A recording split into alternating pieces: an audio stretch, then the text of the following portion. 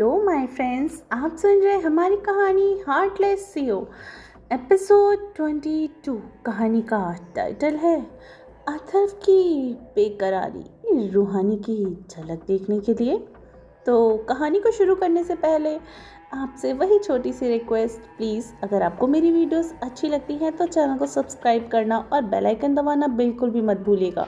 और ज़्यादा से ज़्यादा मेरी स्टोरीज़ को शेयर कीजिए और मुझे स्टोरीज़ के बारे में ज़रूर कमेंट करके ज़रूर बताइएगा कि आपको ये कहानियाँ कैसी लग रही हैं।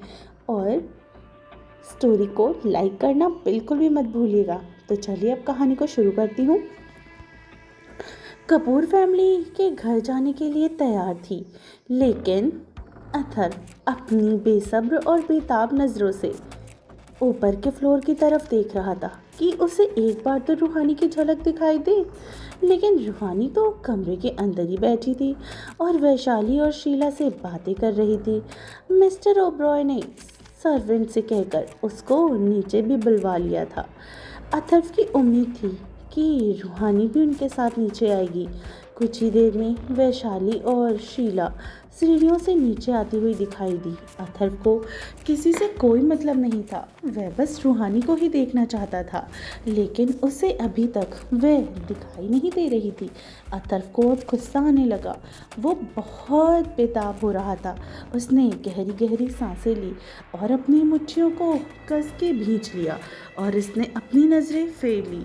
लेकिन तभी उसे फिर से वो एहसास होने लगे। उसका दिल धड़कने लगा। उसे वही सुकून मिला जो रूहानी उसके आसपास होने से मिलता था। अथर्व ने झट से पलटा तो उसने देखा कि वैशाली और शीला के पीछे रूहानी भी नीचे की ही तरफ आ रही थी। अथर्व तो उसे देखता ही रह गया।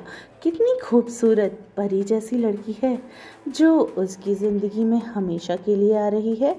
वे तीनों नीचे आ गए और सबके पास ही खड़ी हो गई। अवनी रूहानी के पास आई और उसके माथे पर हाथ रखकर प्यार से बोलती हैं, आज की बात है, फिर कल से तो तुम हमारे साथ ही रहना है, अपने घर में हमेशा के लिए। रूहानी के चेहरे पे भी हल्की सी मुस्कुराहट आ गई। अथर्व उस मुस्कुराहट में ही खो गया। लगातार ही उसे देख रहा था। उसकी सनक दोबारा उस पर हावी होने लगी थी। अथर्व उसके पास जाना चाहता था, उससे बातें करना चाहता था। अभय ने सबसे इजाज़त ली और अपने घर के लिए निकल गए। सब लोग बंगले से बाहर निकल रहे थे। अथर्व अभी भी बार बार पलटकर रूहानी की तरफ ही देख रहा था। रूहानी ने अपनी नज़रें झुकाई हुई थी, लेकिन उसे पता था कि अथर्व उसे ही देख रहा है। पता नहीं दोनों को एक दूसरे के एहसास कैसे हो जाते थे। शायद इनका कोई दिल का कनेक्शन ही है। अथर्व एकदम से आगे बढ़ता है तो वापस पीछे मुड़कर रूहानी की तरफ देखता है। फिर वह अपने कदम आगे बढ़ाता है तो दोबारा से पीछे मुड़कर रूहानी की तरफ देखता है। अथर्व को देखकर कोई भी कह सकता था कि ये आदमी इस लड़की के प्यार में हद से ज़्यादा ही पागल हो चुका है। अभय तो अपने बेटे के ऐसे बर्ताव को देखकर काफ़ी ज़्यादा हैरान हो गए थे। उन्हें तो यकीन ही नहीं हो रहा था कि रूहानी की वजह से उनका बर्ताव इतना ज़्यादा बदल जाएगा। अगर शादी से पहले यहाँ इतना बदल रहा है तो शादी के बाद ना जाने क्या क्या होने वाला था। वह लोग बंगले से बाहर आ गए। रूहानी अंदर ही रुक गई थी, जो अथर्व को पसंद नहीं आया था, लेकिन उसने कुछ नहीं कहा। वह सब लोग बाहर आए और गाड़ी में बैठ के वहाँ से निकल गए। ओब्रॉय जी उनको अच्छे से विदाई देते हैं और कुछ देर के बाद वे बंगले के अंदर वापस आ जाते हैं। रूहानी भी अपनी नज़रें उठाती है और सोफे पर बैठ गई। लड्डू उसके पास ही बैठा हुआ था और इससे चिपक गया। बुआ जी रूहानी को ही देखने लगी और कहती हैं, रूहानी तुम थोड़ी देर आराम कर लो बेटा, फिर तुम्हें तैयार होना पड़ेगा हल्दी के लिए। जाओ तुम थोड़ा सो जाओ और लड्डू को भी अपने साथ ले जाओ। शाम तक अवान भी आ जाएगा तो हमारे काम में भी आसानी हो जाएगी। रूहानी ने भी हाँ में सर हिला दिया। लड्डू का हाथ पकड़कर वह सीधा अपने रूम में ही चली गई। लड्डू टीवी देख रहा था और रूहानी अपने गहने उतारने लगी और उसने कपड़े भी बदल लिए थे। कुछ ही देर में वे बेड पर आकर लेट गई थी। रूहानी काफ़ी थकावट महसूस कर रही थी, इसलिए लड्डू उसके बालों में अपने छोटे छोटे हाथों से मालिश करने लगा। रूहानी को काफ़ी अच्छा महसूस हो रहा था। उसने अपना सिर लड्डू की गोद में रख दिया और प्यार से लड्डू को देखने लगी। लड्डू ने रूहानी के माथे को चूम लिया और खुशी से बोलता है, मुझे तुम्हारी बहुत याद आएगी, लेकिन मैं वादा करता हूँ कि मैं रोज तुमसे मिलने आऊँगा, क्योंकि मैं तुम्हारे बिना नहीं रह सकता। रूहानी भावुक हो गई और वो कहती है, तुम चिंता मत करो, अगर तुम नहीं भी आए तो मैं तुम्हें लेने आ जाऊंगी, लेकिन मैं भी तुमसे दूर नहीं रह सकती, मेरा प्यारे से Laddoo. Laddoo, I love you so much my Laddoo. Laddoo कहता है, I love you too mine Rohi. वे दोनों ऐसे ही खुशी से बातें कर रहे थे। कुछ देर के बाद रूहानी थोड़ी देर सो गई और उसकी मालिश करते करते लड्डू को भी नींद आ गई। वे दोनों वहीं पर सो गए और नीचे हल्दी की तैयारियां भी शुरू हो चुकी थी। रूहानी का छोटा भाई अवान भी आ चुका था। उसने अपने पिताजी और बुआ जी के पैर छुए और हल्दी के लिए कपड़े पहन लिए और बड़ों की हेल्प भी करने लगा। वह रूहानी से मिलना चाहता था, लेकिन रूहानी तो सो रही थी, उसे कोई डिस्टर्ब नहीं करना चाहता था। दोपहर के 3 बज चुके थे और अब पड़ोस की औरतें भी आ चुकी थी और हल्दी का फंक्शन शुरू ही होने वाला था। रूहानी अपने कमरे में तैयार हो रही थी। उसने पीले रंग के लहंगा चोली पहन रखा था।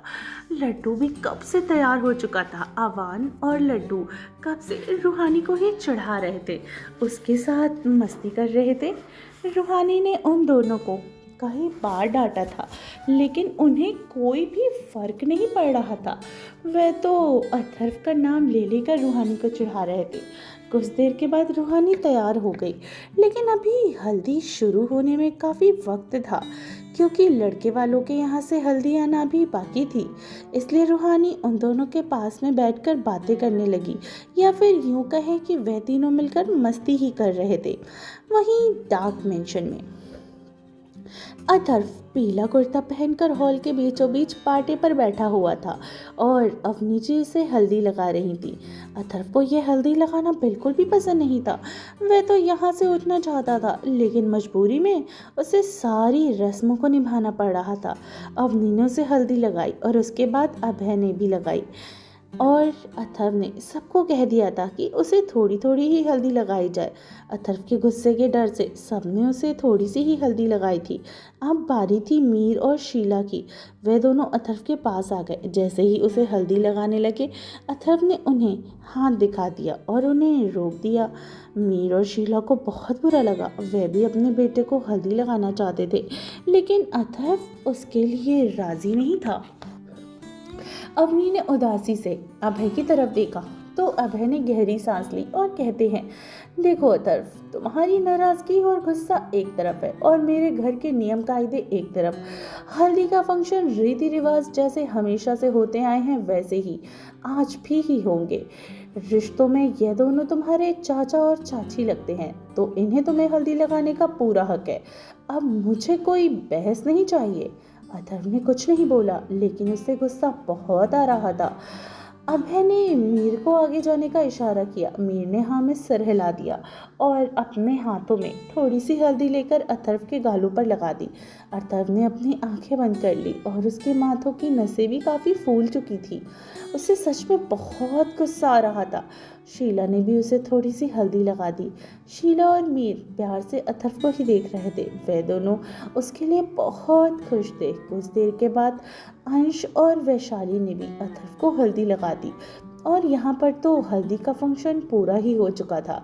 अवनी ने हल्दी के प्याले को तैयार किया और अंश को देते हुए बोली, ये लो, इसे जाकर ओबरॉय हाउस में पहुंचा देना। इसी में से रूहानी को भी हल्दी लगेगी। अंश हल्दी लेकर ओबरॉय हाउस के लिए निकल गया और किसी को खबर नहीं थी कि अथर्व भी नहाने के बाद बिना किसी को बताए घर से निकल गया था। अंश ओबरॉय हाउस पहुंच गया और उसने वहां पर हल्दी दे दी और कुछ देर के बाद वापस डाक मेंशन के लिए निकल आया। कुछ ही देर के बाद रूहानी को भी हल्दी के लिए बुलाया गया। रूहानी हॉल में आई और पाटे पर बैठी हुई थी। लड्डू की पिक्चर्स को क्लिक कर रहा था। रूहानी उसके सामने मुस्कुरा रही थी। अवान भी उसके पास ही बैठा हुआ था। वह दोनों आपस में ही बातें कर रहे थे। बुआ जी हल्दी का प्याला लेकर रूहानी के पास आई और अपने भाई से बोलती हैं, भैया आइए, अपनी बेटी को सबसे पहले हल्दी लगानी है और इसका सबसे ज़्यादा हक सिर्फ आपका ही है। ओम जी भावुक हो गए। रूहानी की तरफ प्यार से देखने लगे। रूहानी मायूस हो गई थी। उसके चेहरे पर भी दुख दिख रहा था। अपने पापा को देखकर वो खुश होने का बस नाटक ही कर रही थी। अपने पापा के लिए ओम जी ने अपनी भावनाओं को कंट्रोल किया और कहा, रमा पहले तुम हल्दी लगाओ, उसके बाद ही मैं लगाऊंगा। रमा ने भी हाँ में सिर हिला दिया और हल्दी का प्याला लेकर रूहानी के पास जाने लगी। जैसे ही उसे हल्दी लगाने वाली थी तभी उन सबके कानों में एक बेहद आकर्षक और दमदार आवाज़ सुनाई दी, पहले मुझे हल्दी लगाने दीजिए क्योंकि ये मेरा हक है और ये निभाना मैं चाहता हूँ। रूहानी इस आवाज़ को पहचान गई थी। उसने अपनी आंखें बंद कर ली। अथर्व बंगले के अंदर यानी दरवाजे पर ही खड़ा था और अपनी सनक भरी आवाज़ में अपनी गर्दन को दाएं बाएं घुमाते हुए रूहानी को ही देखे जा रहा था। वह अपना जुनून और सनक लिए अथर्व रूहानी की तरफ बढ़ने लगा। लड्डू उसे देखकर काफ़ी खुश हो गया। अवान को तो उसके बारे में बताने लगा। रूहानी ने कसकर अपने हाथों को दबा लिया। अथर्व उसके पास आया। उसने बुआ जी के हाथों से पकड़े हुए हल्दी के प्याले से थोड़ी सी हल्दी लेकर अपने हाथों में और उसके पास आया और अपने घुटनों के बल रूहानी के सामने बैठ गया और बेहद आकर्षक और सनकी मिजाज से रूहानी के गालों पर हल्दी लगाने लगा। वहाँ पर मौजूद सभी लोग उसकी ऐसी हरकत देख के काफ़ी हैरान रह गए थे। शायद आज तक किसी दूल्हे ने ऐसा नहीं किया होगा, वो भी शादी से पहले। अथर्व रूहानी के गाल पर अपना हाथ चला रहा था और अपनी कुटिल निगाहों से उसे ही देखे जा रहा था। अथर्व की छुअन से रूहानी के बदन में एक सिरहन सी उठ चुकी थी। अथर्व उसके और करीब आया और उसकी खुशबू लेते हुए नशे से पर धीमी आवाज में बोलता है, हनी शादी मुबारक हो। अथर्व की बात सुनकर रूहानी का दिल धक धक करने लगा। उसने एक बार भी अथर्व के सामने नहीं देखा और अथर्व खड़ा हो गया। लड्डू उसके पास आना चाहता था। तभी अथर्व ने ओम जी की तरफ देखा और अपनी पलकें झपकाकर बिना कुछ कहे वहां से चला गया। सच में कितना अजीब आदमी है अथर्व, जो तूफान की तरह आया और हवा के झोंकों की तरह चला गया। फिर भी वह बहुत प्यारा है। सब लोगों तो अभी भी अथर्व में ही खोए हुए थे। किसी को कुछ समझ में ही नहीं आ रहा था। लेकिन ओम जी के कहने पर रूहानी की हल्दी की रस्म शुरू कर दी गई थी और बारी बारी सब लोग उसे हल्दी लगा रहे थे। आज सगाई और हल्दी का फंक्शन तो निपट चुका था और अब कल सुबह 11 बजे का ही शादी का मुहूर्त आया था। फेरे भी ओबरॉय हाउस में ही होने वाले थे, जिसकी तैयारियां अभी से ही शुरू हो गई थी। शाम हो चुकी थी, सूरज ढल गया था और रूहानी खामोशी से अपने कमरे की खिड़की के बाहर का नज़ारा ही देख रही थी। तभी उसका फ़ोन बजने लगा। उसने देखा तो अथर्व का कॉल था, जो लड्डू ने उसके फ़ोन में सेव किया था। लेकिन रूहानी को ये बात पता नहीं थी। स्क्रीन पर मिस्टर अथर्व कपूर दिख रहा था। कॉल अटेंड करने के लिए रूहानी के पास हिम्मत नहीं थी। वो तो बस स्क्रीन को ही देखे जा रही थी। उसे कुछ समझ नहीं आ रहा था कि वो ये फ़ोन पिक करे या ना करे। रूहानी ने क्या सोचते हुए अचानक से कॉल को कट कर दिया। लेकिन उसे अथर्व से बात नहीं करनी थी। लेकिन फिर भी अथर्व का कॉल आने लगा। रूहानी ने फिर से उसका कॉल कट कर दिया। अथर्व कौन सा कम था, उसने दोबारा कॉल किया और इस बार बार रूहानी को कॉल करने लगा। रूहानी परेशान हो गई। उसने अपने फ़ोन को स्विच ऑफ करके बेड पे ही फेंक दिया और वापस खिड़की पर आकर खड़ी हो गई और बाहर देखने लगी। तभी जो उसने देखा उसे देखकर तो उसके होश ही उड़ गए। उसके बंगले के गार्डन में पेड़ के सहारे अथर्व खड़ा हुआ था। उसके चेहरे पर दीवानापन और सनक साफ साफ नजर आ रही थी। वह पागलों की तरह रूहानी को ही देख रहा था। रूहानी अथर्व को अपने घर पे देखकर काफी हैरान थी। उसे अभी भी यकीन नहीं हो रहा था कि अथर्व सच में यहाँ पर आया है। अथर्व के ऊपर उसका सनक फिर से हावी होने लगा था और वह अपनी गर्दन को कभी दाएं की तरफ तो कभी बाएं की तरफ मोड़ता और पागलों की तरह रूहानी को ही देखे जा रहा था, जैसे उसने पहली बार ऐसी लड़की को देखा हो। अथर्व के ऐसे अजीब से बर्ताव से रूहानी को काफी डर लग रहा था। उसने अपनी खिड़की को कस के पकड़ लिया और घबराए हुए अथर्व को ही देखने लगी।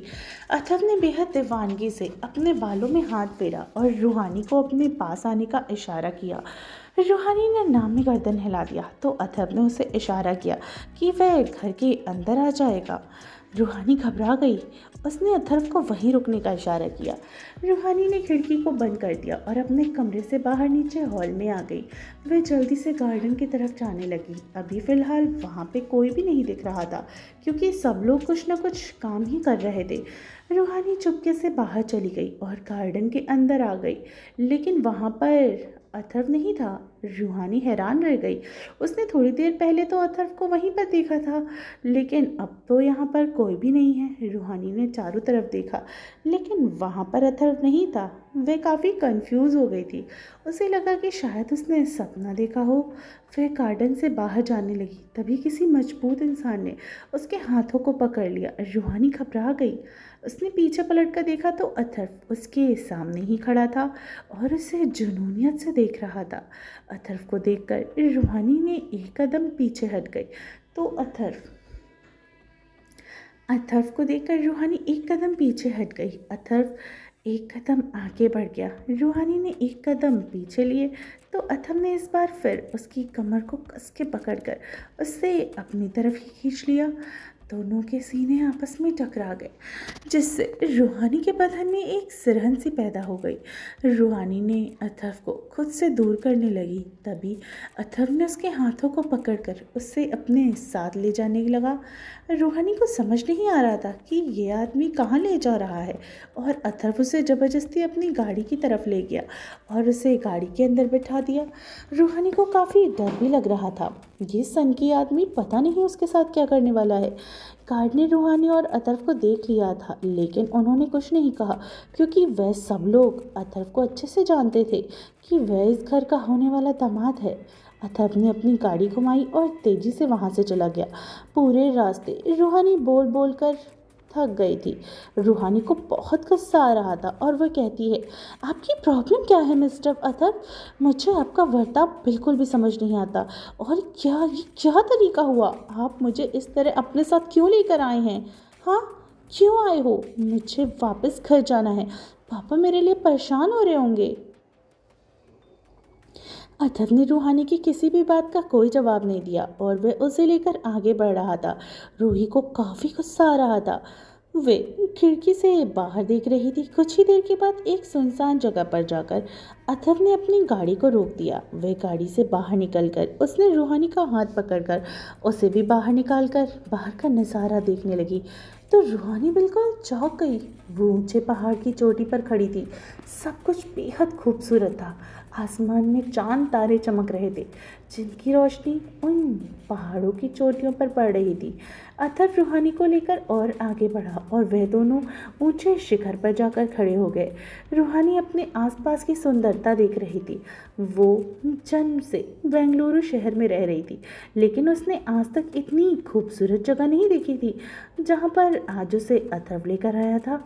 रूहानी उस जगह की सुंदरता में खोई हुई थी और अथर्व उसकी सुंदरता में। वह जुनून से रूहानी के चेहरे को देख रहा था। रूहानी को तो पता भी नहीं था कि कोई उसे इतनी शिद्दत भरी नज़रों से देख रहा है। अथर्व के दिल को और उसकी धड़कनें और तेज होती जा रही थी। वह रूहानी की तरफ बढ़ने लगा। उसने रूहानी के हाथ को पकड़कर रूहानी को अपनी तरफ घुमाया। रूहानी सवालिया नज़रों से उसे ही देख रही थी। तभी अथर्व ने उसकी बाजू को कस के पकड़ लिया और उससे बोलता है, मैं तुमसे शादी कर रहा हूँ। इसका ये मतलब नहीं है कि मेरे अंदर कोई फीलिंग्स है। रूहानी, तो मैं आपसे कब कहा कि आपके अंदर कोई फीलिंग है। अरे आपके अंदर तो क्या, मेरे अंदर भी आपके लिए कोई फीलिंग नहीं है। मैं इसे बस एक अरेंज मैरिज समझ के कर रही हूँ। अथर्व सख्ती से बोलता है। तुम्हारे लिए यही बेहतर रहेगा कि तुम इसे अरेंज मैरिज ही समझो। अथर्व और रूहानी जो एक दूसरे को देख भी रहे थे और बिना कुछ कहे एक दूसरे की आंखों में भी देख रहे थे।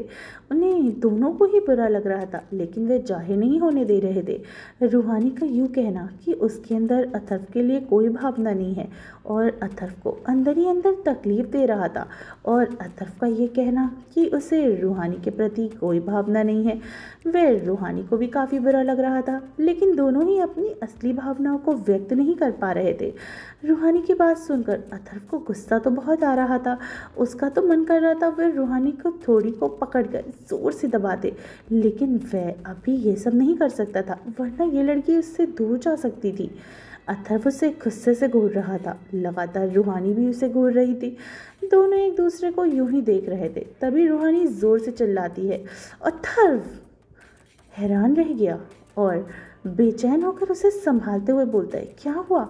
तुम ठीक तो हो ना? रूहानी अपने पैर को संभालते हुए और घबराते हुए बोलती है, ज़मीन पर कुछ चल रहा है, मेरे पैरों में कुछ कांटा, मुझे दर्द हो रहा है। अथर्व हैरान हो गया।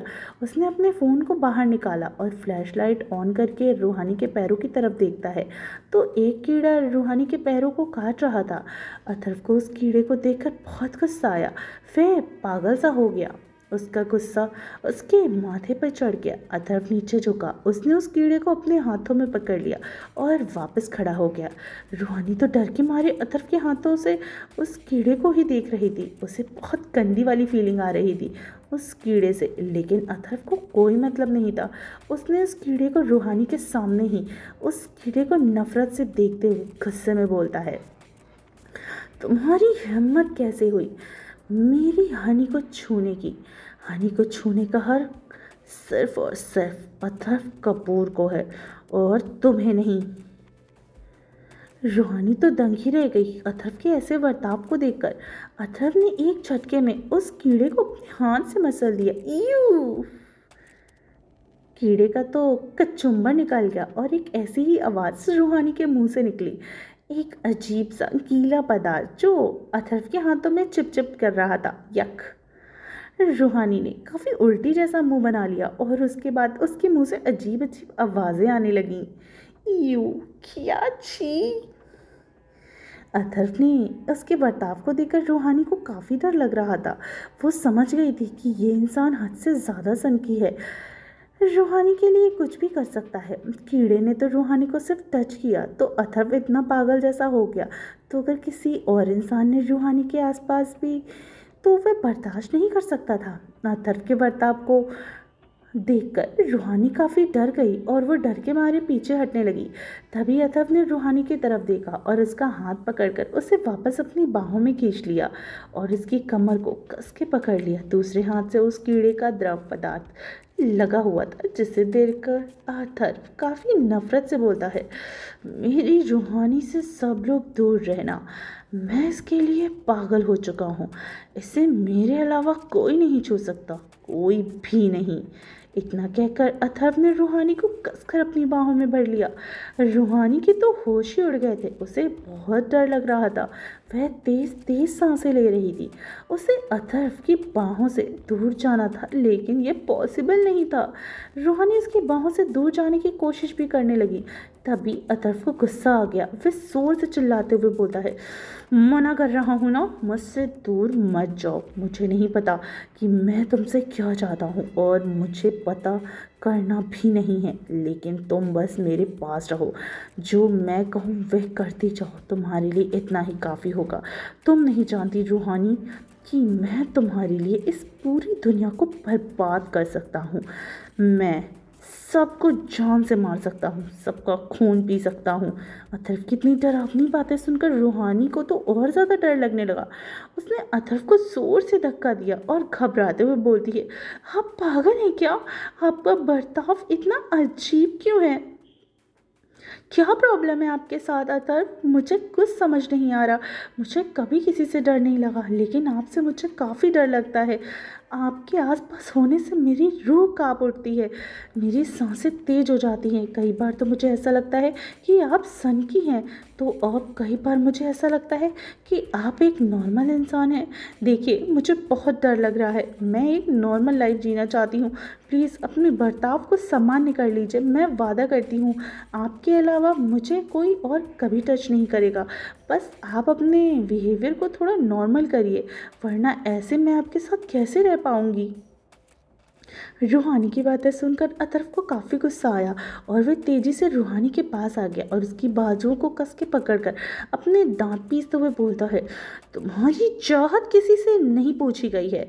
तुम्हें बस मेरे साथ रहना होगा, हर पल, हर दम, हर कदम पर। मुझसे दूर जाने का ख्याल भी तुम्हारे लिए भयानक साबित हो सकता है। जिंदगी भर तुम्हारे मेरी कैद में ही रहना है और मेरी हर बात माननी होगी। जो मैं कहूँगा वो करना होगा, जैसे कहूँगा वैसे चलना होगा। अथर्व के गुस्से को देखकर रूहानी को डर लग रहा था, लेकिन वह हिम्मत करके बोलती है, मैं आपकी गुलाम नहीं हूँ, मैं आपकी होने वाली पत्नी हूँ। आप मुझ पर हुक्म नहीं चला सकते। मैं आपकी कोई भी दादागिरी नहीं सहन करूँगी। इतना याद रखना, ये शादी मैंने सिर्फ अपने पापा के लिए की है, क्योंकि वह चाहते हैं कि मैं कपूर खानदान की बहू बनूं। इसके अलावा मेरे मन में शादी को लेकर कोई भी भावनाएं नहीं हैं, कोई भी नहीं। अथर्व को और भी ज़्यादा गुस्सा आया। उसने रूहानी को कस के पकड़कर अपनी बाहों में दबा लिया और उसकी ठुड्डी को पकड़कर गुस्से में बोलता है, मुझे गुस्सा मत दिलाओ हनी। अतर्व के गुस्से को देखकर रूहानी घबरा गई। वह इतना ज़ोर से चिल्लाया था कि रूहानी ने अपनी आंखें बंद कर ली और डरने लगी। उसके माथे से पसीना बह रहा था। अतर्व ने रूहानी की घबराए हुए चेहरे को देखा तो उसने आपको शांत कर लिया और चिल्लाना चाहता था, लेकिन वह रुक गया। उसने अपने हाथ रूहानी के चेहरे पर बेहद डरावने तरीके से रगड़ना शुरू कर दिए। रूहानी सिहर उठी। अथर्व ने उसके पसीने को पोंछा और अपनी आकर्षक आवाज़ में बोलता है, क्यों करती हो तुम ऐसा? मैं तुम्हारे ऊपर गुस्सा नहीं करना चाहता रूहानी, लेकिन मुझे तुम्हारी बगावत पसंद नहीं आ रही। मुझे तुम्हारी बेरुखी नहीं, तुम्हारा साथ चाहिए, वह भी जिंदगी भर के लिए। रूहानी ने गहरी सांसें ली और बंद आंखों को खोलते हुए कहती है, लेकिन आपका बर्ताव सही नहीं है। आप सामान्य तरीके से पेश आइए। आपको देखकर ऐसा लगता है जैसे आपका दिमाग खराब हो चुका है। क्या आपको कोई तकलीफ है जो आपको अंदर ही अंदर खा रही है, जिस वजह से आप ऐसे बन गए हैं? क्योंकि कोई भी सामान्य इंसान बिना किसी वजह के इतना गुस्सा तो नहीं करता। आज पहली बार किसी ने अथर्व के अंदर की बातों को जानने की कोशिश की, उसकी तकलीफ़ों पर सवाल उठाया था। यह सुनकर अथर्व के दिल में एक अजीब सी भावनाएं उठने लगी। वो रूहानी के प्रति आकर्षित हो रहा था। अथर्व के ऊपर सनक सवार हो गई और वो दीवानों की तरह रूहानी के खूबसूरत चेहरे को देखने लगा और उसकी तरफ बढ़ने लगा। रूहानी घबराहट से पीछे हटने लगी। तभी अथर्व ने उसके माथे को कस के चूम लिया। तो फ्रेंड्स, कैसी लगी आपको हमारी ये कहानी? आपको क्या लगता है, क्या रूहानी अथर्व से शादी करेगी? आखिर क्या होने वाला है कहानी में आगे? और अगर इनकी शादी होती है तो क्या ये शादी टिक पाएगी? अथर्व अपने गुस्से को कंट्रोल कर पाएगा? क्या रूहानी एक सामान्य ज़िंदगी जी पाएगी? इन सारे सवालों का जवाब पाने के लिए आपको हमारी कहानी में बने रहना होगा और सुनते रहिए हार्टलेस सीओ सिर्फ टिनी FM जान के साथ।